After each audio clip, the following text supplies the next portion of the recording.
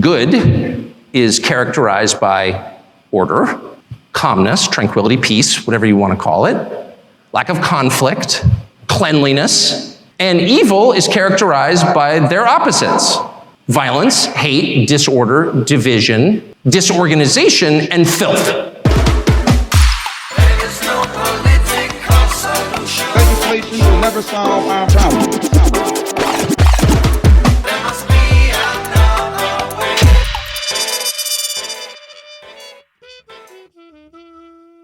It might be time to start to reassess the terms we use to describe what we're watching. I don't think we're watching a debate over how to get to the best outcome. I'm just saying this as an observer of what's going on. There is no way to assess, say, the transgenderist movement if you have people who are saying, I have an idea, let's castrate the next generation. Let's sexually mutilate children. I'm sorry, that's not a political debate. What? It has nothing to do with politics. What's the outcome we're desiring here? An androgynous population? Is that really what are we arguing for that? I don't think anyone could defend that as a positive outcome. But the weight of the government and a lot of corporate interests are behind that. Well, what is that? Well, it's irrational. If you say, well, I think abortion is always bad, well, I think sometimes it's necessary, that's a debate I'm familiar with.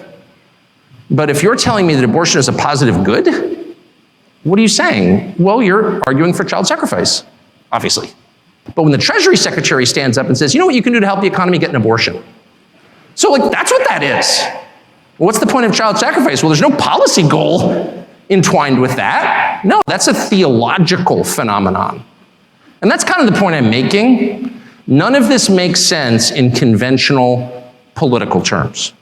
When people or crowds of people, or the largest crowd of people at all, which is the federal government, the largest human organization in human history, decide that the goal is to destroy things, destruction for its own sake. Hey, let's tear it down. What you're watching is not a political movement, it's evil. If you want to know what's evil and what's good, what are the characteristics of those? And by the way, I think the Athenians would have agreed with this. This is not necessarily just a Christian notion. This is kind of I would say, widely agreed upon understanding of good and evil. What are its products? What do these two conditions produce? Well, good is characterized by order, calmness, tranquility, peace, whatever you want to call it, lack of conflict, cleanliness. Cleanliness is next to godliness. It's true, it is. And evil is characterized by their opposites: violence, hate, disorder, division, disorganization, and filth.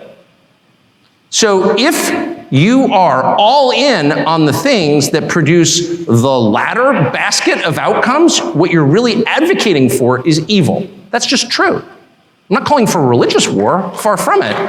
I'm merely calling for an acknowledgement of what we're watching. One side's like, no, I've got this idea, and we've got this idea, and let's have a debate about our ideas. They don't want a debate. Those ideas won't produce outcomes that any rational person would want under any circumstances. Those are manifestations of some larger force acting upon us. It's just so obvious. It's completely obvious. And I think two things.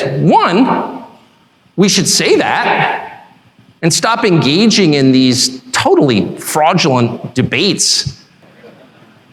And two, maybe we should all take just 10 minutes a day to say a prayer about it. It might be worth taking just 10 minutes out of your busy schedule to say a prayer for the future. And I hope you will. The left is destroying Western civilization, and it intends to destroy Western civilization. It is the end game of leftism.